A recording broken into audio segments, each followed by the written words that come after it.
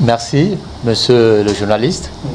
Et je remercie tout un chacun de vous d'être aujourd'hui ici, d'écouter ce que je vais exposer autour de notre ONG qui s'appelle Hilfe für Guinea e.V., Aide pour la Guinée en français.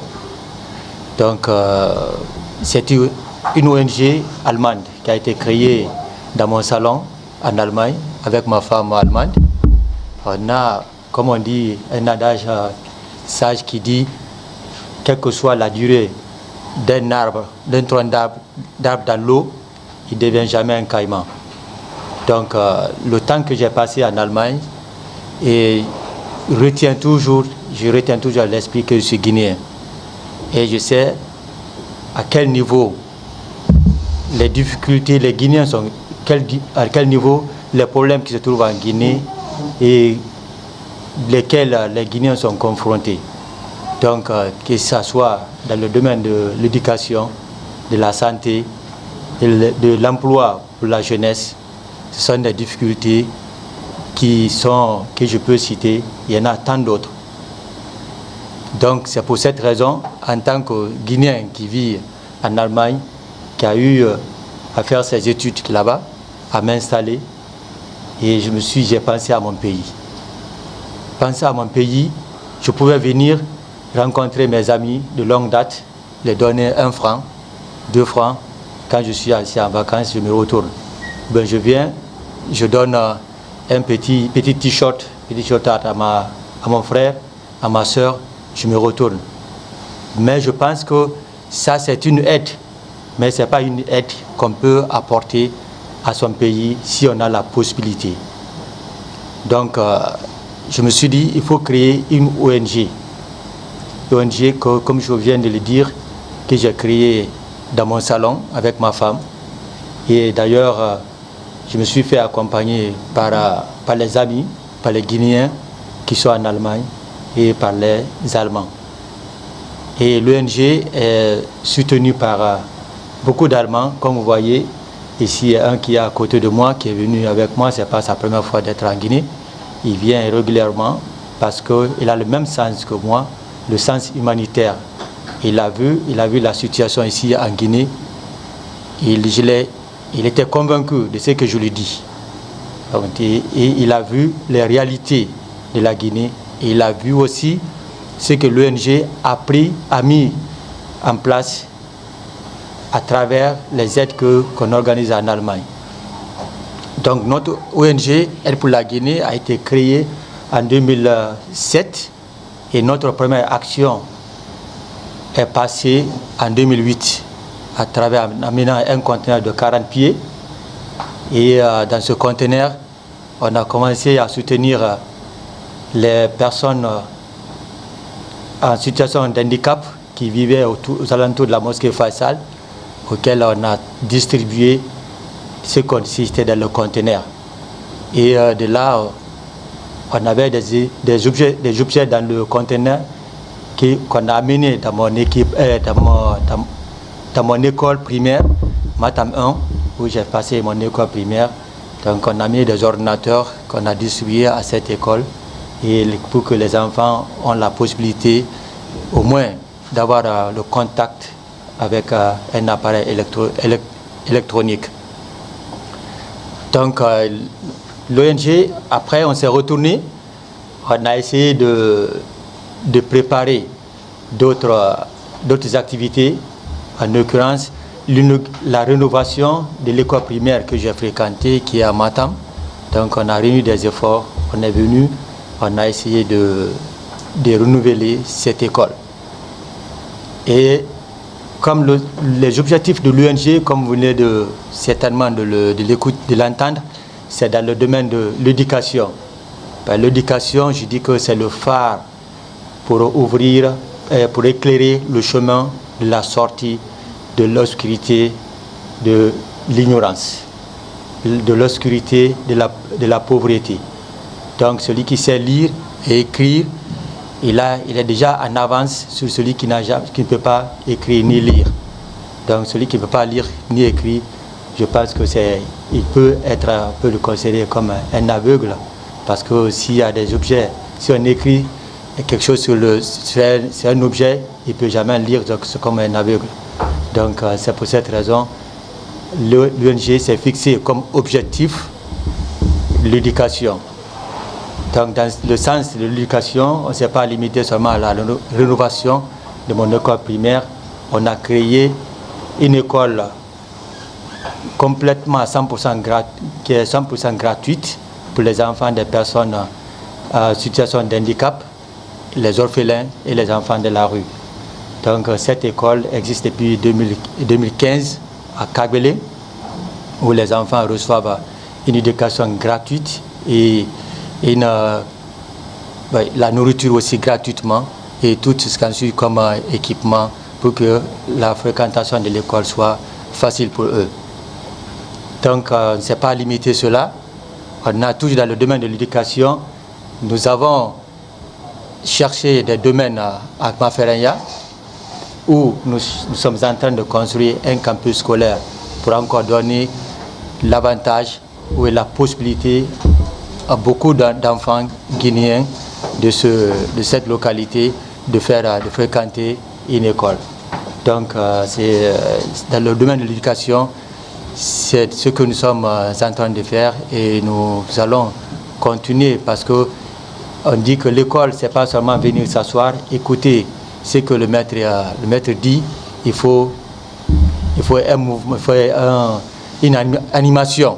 Et l'animation dans une école, c'est faire le sport à l'école et ce qui est aussi une obligation dans notre école et apprendre les enfants à lire, à aimer le livre. C'est pourquoi on a créé une bibliothèque au sein de notre école et donner les enfants la possibilité d'avoir un esprit ouvert. C'est pour cela qu'on a instauré l'éducation de l'art, donc le dessin et fabriquer les objets d'art à travers la poubelle, à travers les objets qu'on jette dans la rue. Donc ce sont les actions que nous menons au niveau de l'éducation. Donc on ne s'est pas limité là. Notre ONG a aussi un objectif dans la santé. Donc au niveau de la santé, en 2012, on a amené une ambulance qu'on a dénommée clinique mobile. Le projet futur qui est là, nous sommes, comme je vous dis, nous sommes en train de construire un campus scolaire à Maferenya qui va abriter 6 salles de classe, comme 6 salles de cours et un centre de sport. Il y a un terrain de sport et un centre de formation professionnelle et puis une très grande bibliothèque, et une salle de spectacle et aussi une salle comment ça s'appelle, d'art et puis nous sommes et la prochaine étape ce sera la construction d'habitations pour les enfants qui sont auprès de notre école, parce que généralement ceux qui vont fréquenter chez nous sont les enfants qui n'ont pas dont les parents n'existent plus, ou bien qui sont en situation de handicap, ou les enfants eux-mêmes sont handicapés, parce que nous avons notre école La Lumière, Das Licht en allemand. C'est une école pour tout le monde, surtout les premières personnes qui ont la possibilité d'avoir accès sont les enfants des personnes handicapées, les enfants handicapés et les orphelins. Donc le reste peut s'ajouter, mais la priorité c'est d'abord c'est au niveau de ces 3 entités. Okay. Le représentant de l'ONG, avec à sa tête M. Touré,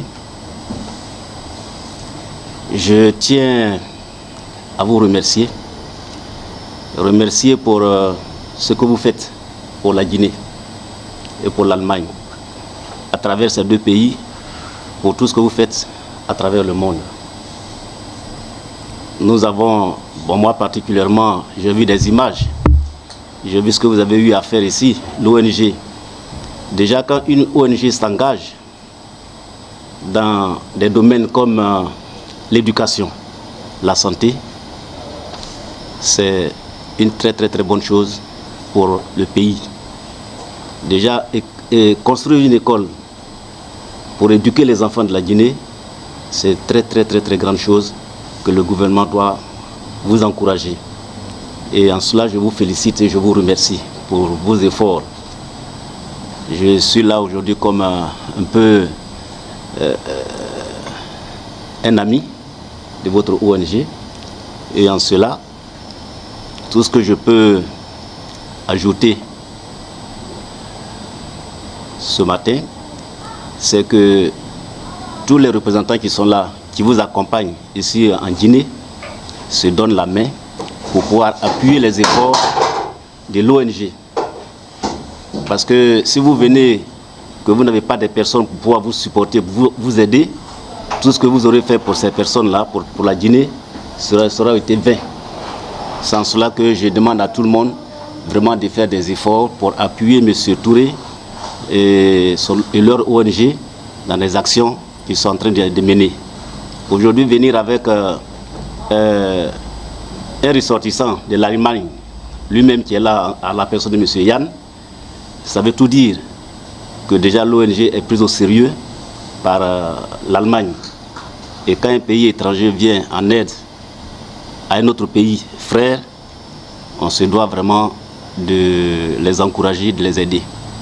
Donc, en tant qu'ami de l'ONG, je ne saurais davantage continuer.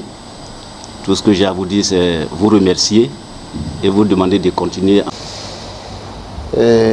Ibrahim Touré, c'est quelqu'un que j'ai connu en 2008 dans l'enceinte de la grande mosquée Faisal. En ce temps, c'est là-bas, moi, je vivais. De là-bas, je me souviens, et ce jour-là, il nous a parlé beaucoup de choses.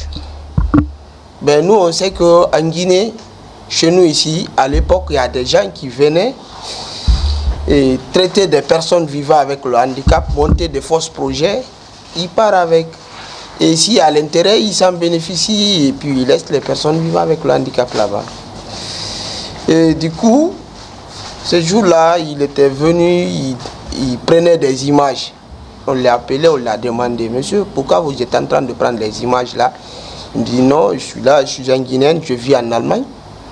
Et je ne suis pas là, je sais que oui. Raison pour laquelle vous m'avez arrêté pour me demander pourquoi j'ai fait. Je connais déjà la Guinée, je connais le système des Guinéens. Il dit non, mais ne craignez pas, je ne suis pas là pour ça, je suis là uniquement pour vous aider. Ce jour-là, je me rappelle, il était avec un monsieur, donc on appelle Verna. C'est avec ce monsieur-là qu'il était en train de prendre les images. Bon, du coup, il nous a demandé qu'est-ce qu'il doit faire pour nous. On lui a dit la première des choses d'abord, et on ne peut pas être mendiant que nos enfants deviennent mendiants. Et du coup, tellement qu'on était content de ce qu'il a dit, on a organisé une match de gala pour lui, uniquement dans l'enceinte de la grande mosquée Faisal là-bas. Il est reparti et du coup, l'État nous a fait quitter le lieu. Nous, on est parti à Kagbélé. Je me souviens ce jour-là. C'était un 1er janvier 2014. Et j'étais à Kagbélé, à la station là-bas. J'ai vu un message. Bonne heureuse année. J'ai regardé, j'ai dit, ah, ça c'est un numéro étranger. Ça, je l'ai rappelé. Il dit, non, attends, je vais te rappeler. Il m'a rappelé, il dit, ah, j'ai appris que vous avez quitté là-bas, vous êtes où? Je lui ai indiqué le lieu, ça c'est en 2014. Et il est venu, quand il est venu, il nous a apporté un conteneur de 40 pieds, si je ne me trompe pas, où se trouvaient des sariots, des vêtements, en tout cas beaucoup des objets. Et jusqu'à présent, quand vous partez tout de suite là, vous verrez le magasin là, ça est là-bas.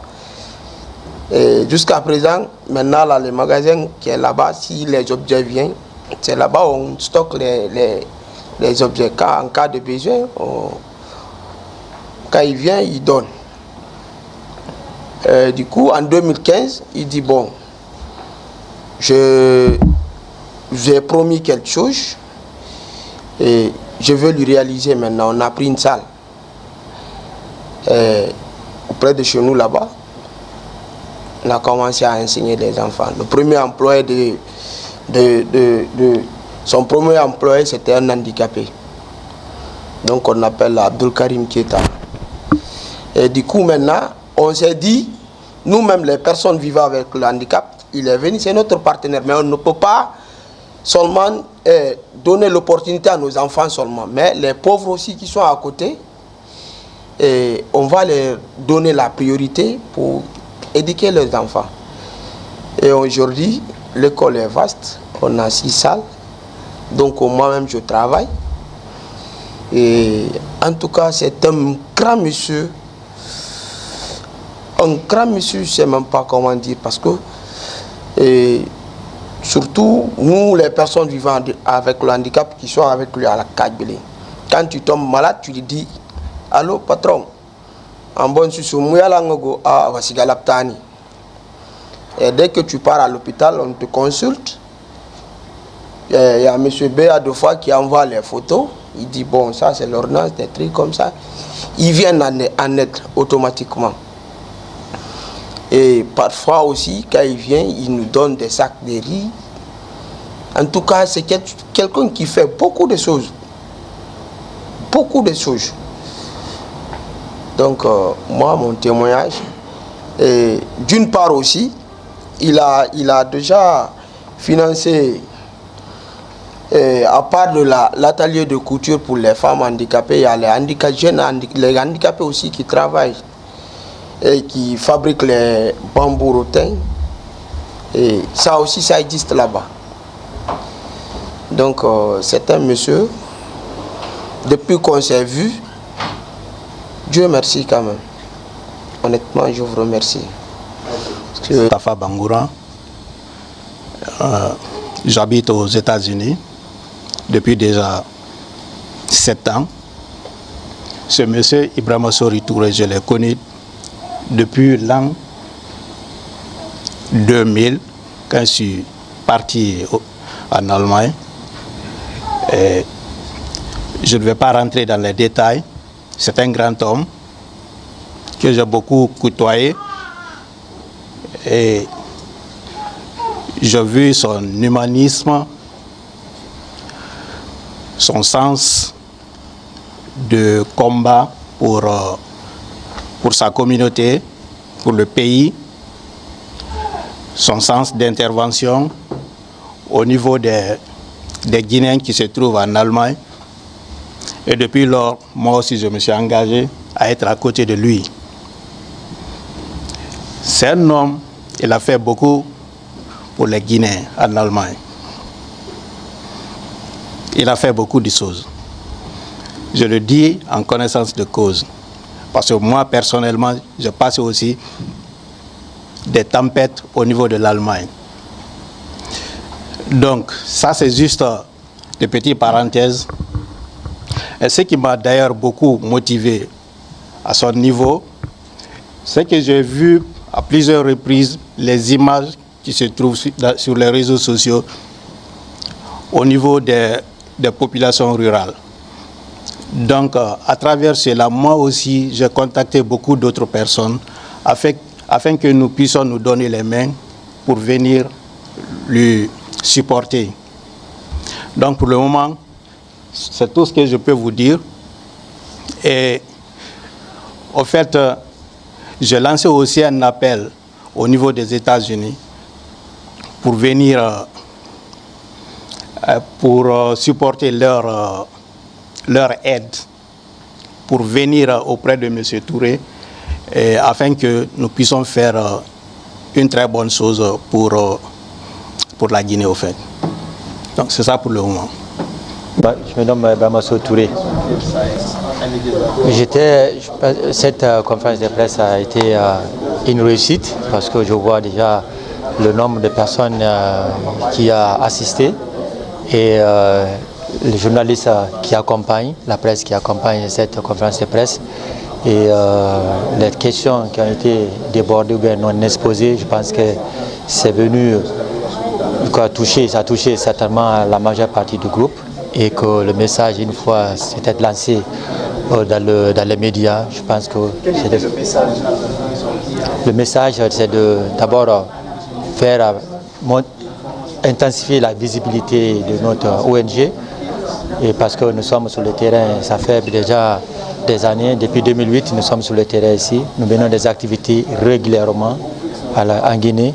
Donc le message qu'on vient de lancer, c'est de savoir l'existence de l'ONG et les activités que nous avons menées en Guinée pour que beaucoup de Guinéens sachent que cette ONG existe et s'implique dans le développement de notre pays.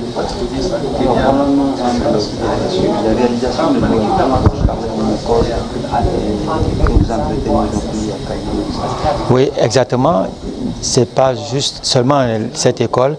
Nous avons, comme je viens de dire, on a commencé à amener un conteneur de 40 pieds avec les équipements qui étaient à bord, qu'on a soutenu mon école primaire qui est à Matam 1, et on a soutenu les personnes vivant autour de la mosquée Faisal d'alors. Et après cela, on a amené une ambulance qu'on a nommée la clinique mobile qui sillonne des villages, des différents villages pour pouvoir donner une consultation gratuite et une distribution gratuite des médicaments à la population de la base. Donc, et depuis 2015, notre école existe à Kagbele et qui est fréquentée par les enfants des personnes handicapées, par les orphelins et les enfants handicapés. Donc, l'école, ça s'appelle La Lumière, Das Licht en allemand, et les enfants profitent de une éducation gratuite. Et aussi, comme ce sont des enfants, des personnes handicapées qui n'ont pas la possibilité de financer le manger de leurs enfants, nous avons jugé nécessaire de donner le déjeuner aux enfants gratuitement et le repas de midi aux enfants. Le projet futur, comme je viens de dire, nous sommes en train de construire un campus scolaire à Mafaraya et qui va comporter les salles de classe, le centre de sport, les salles de formation professionnelle et une habitation pour les enfants, la bibliothèque pour les enfants et aussi les salles d'art. Votre message à l'endroit de l'État guinéen? Comme je vous dis, jusqu'à présent, notre ONG n'a pas eu la chance d'être accompagné par l'État guinéen. Seulement, on a eu toujours des difficultés. Je viens d'expliquer, c'est-à-dire les difficultés que nous rencontrons pour enlever les conteneurs que nous amenons. On a amené un conteneur en 2008 et 2011. Et dans ce conteneur 2011, on a soutenu l'hôpital Ignastine, on a soutenu l'hôpital préfectoral de Forokaria, de Bofa et ainsi de suite.